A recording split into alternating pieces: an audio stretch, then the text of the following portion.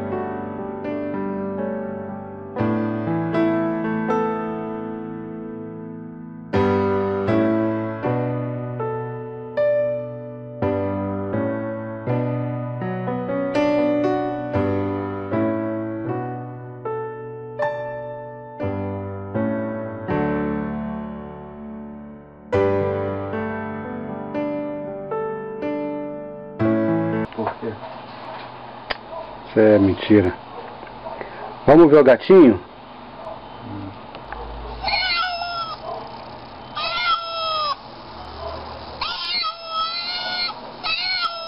Eita.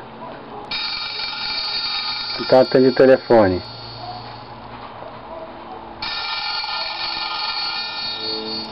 Não quero atender o telefone. Vamos dar o cachorro. Cachorro, parece que... Quando alguém diz que o André é bonito, o que acontece?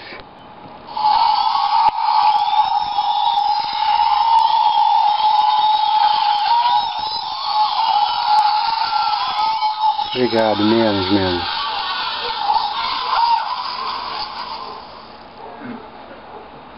É isso aí.